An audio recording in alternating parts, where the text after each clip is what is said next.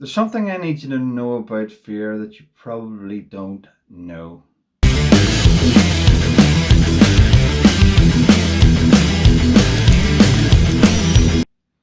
So pay attention. I'm going to teach you everything that I know about fear and all the different aspects of it so that you can improve your performance in sport and not let fear hold you back and be a burden.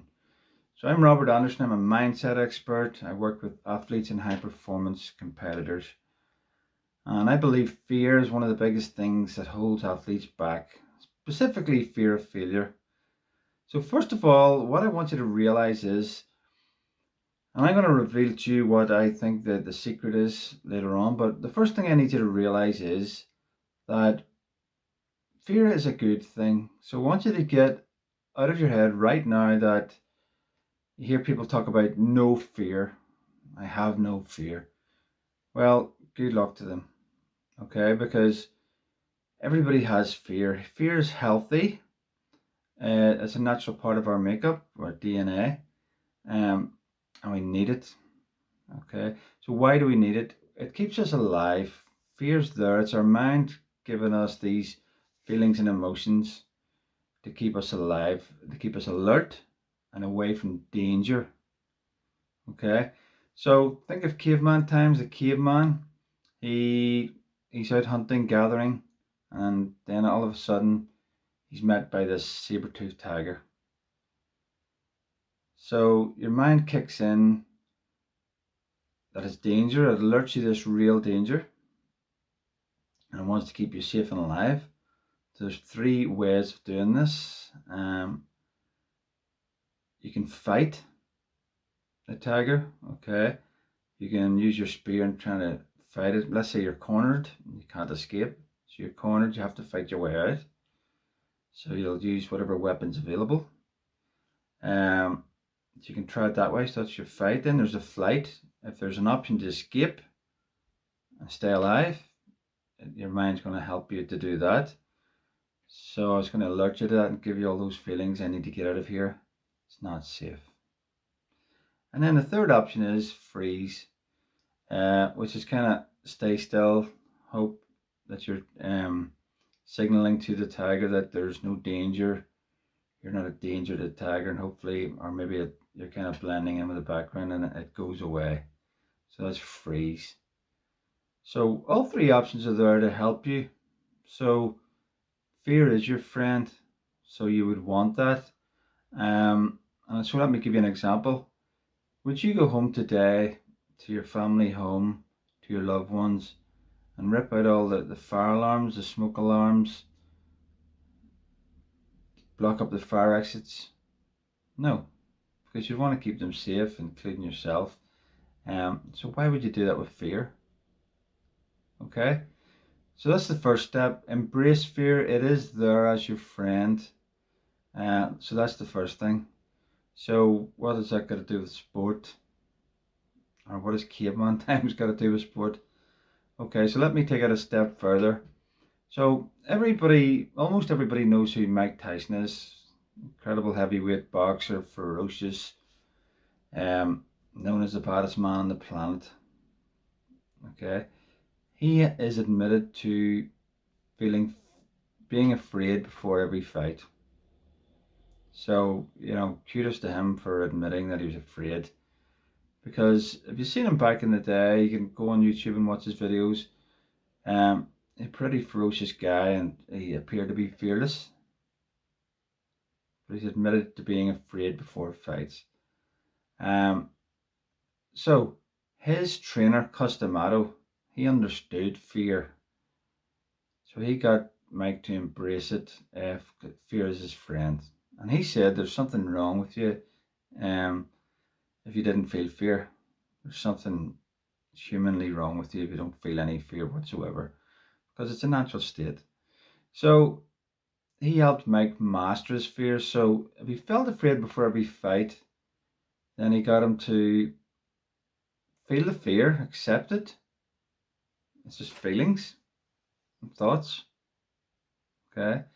But once the bell went, he was able to channel all his energy and fear and aggression into the opponent.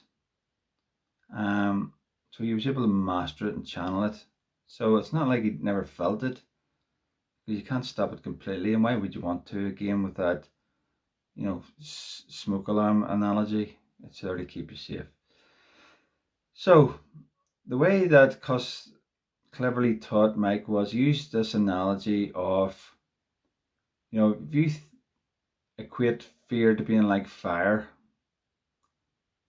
Well, think of the caveman. So fire, he discovers fire. It's there to keep him warm. So it stops you from freezing to death. It's You can cook with it. So safer to eat lots of food. Okay. So that's another good thing. It gives you light. So if you're trying to sleep somewhere in a cave, it sort of alerts you to predators and maybe keeps them away as well. And you can see what you're doing. So fear is like fire. It's good if you're in control of it. Now, this is the point I want you to really listen to. If you don't pay attention to it and extra fuel gets onto it, it rages out of control and it's destructive. It can burn your house down. It can kill. Um, think of the fire in London, it burned half a city down. So it can rage and get out of control if not controlled. Okay, so you have to respect it as well. It's your friend, but you got to respect your friend. Now, this is the point. People try to deal with the fear, but you're trying to deal with your friend. So it's the fuel that you add to the fire that makes it get out of control. So if you pour gasoline or petrol onto your fire, it just combusts. Okay, and it's hard to control. So what is the fuel for fear? Well, the fuel for fear comes in many different guises. It could be anxiety, it can be depression, imposter syndrome, low self-worth, low self-esteem, any negative thoughts or limiting beliefs that you already have. And it could be several of those. So you think about that. If you've got several of those things going on, you're carrying around loads of containers of gasoline for the fire. So you've got to identify the fear, and you've got to identify the fuel you're putting on the fire. So you've got to deal with them both. And the good news is you can deal with both. If Mike Tyson dealt with both, you can too. Lucky for him, he had someone that understood fear and was able to work with him and channel it into his sport to get good results.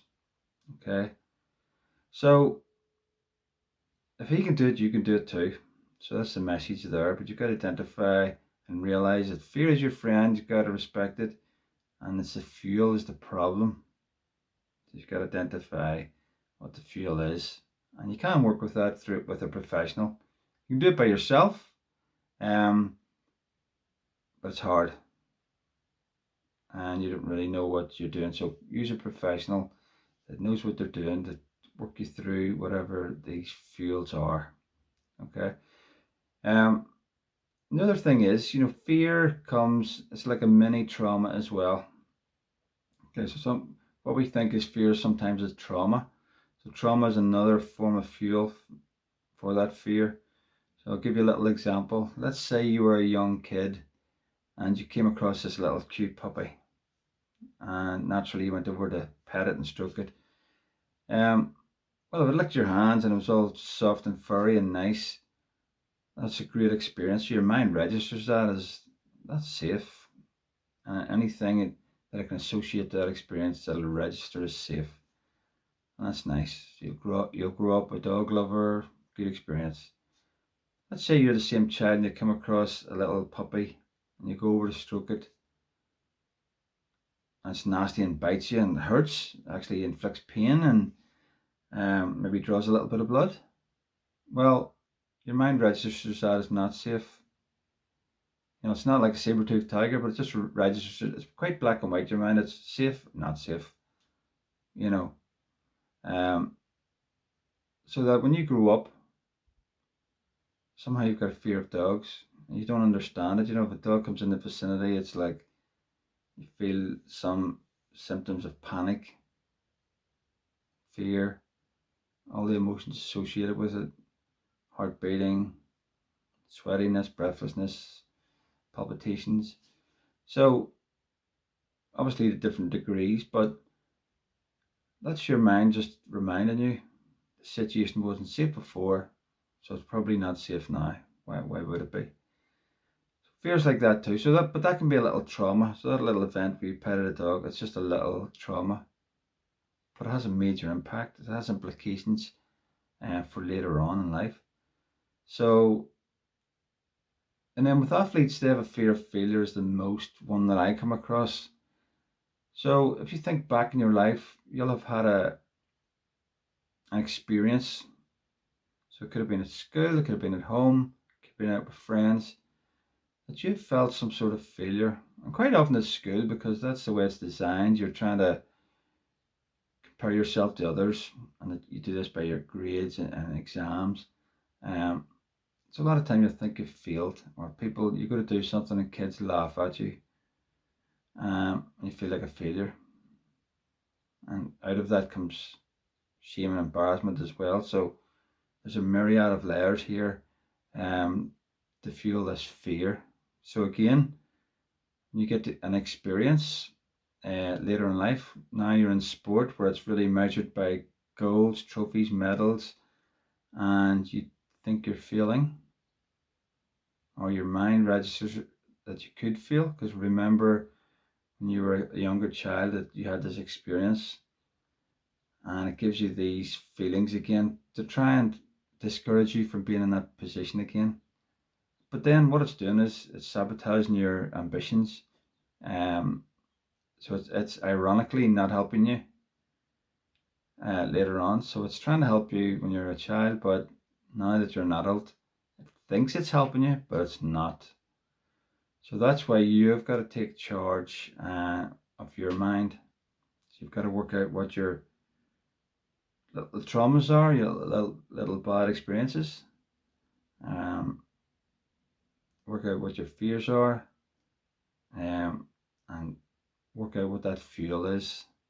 So there's a lot of things to think about there.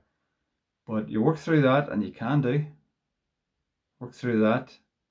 Then you're removing all those barriers. And think of all the energy you've got now. You've taken off all this weight, all the burden, all the energy that you've been spending on worry and stress. And you're able to channel all that positive energy, that mental energy, and physical energy too, because trauma kind of gets trapped in the body. So how would you perform? So not having fear and stress, um, with all this extra energy, um, enthusiasm to work on your performance as an athlete. So it's pretty amazing.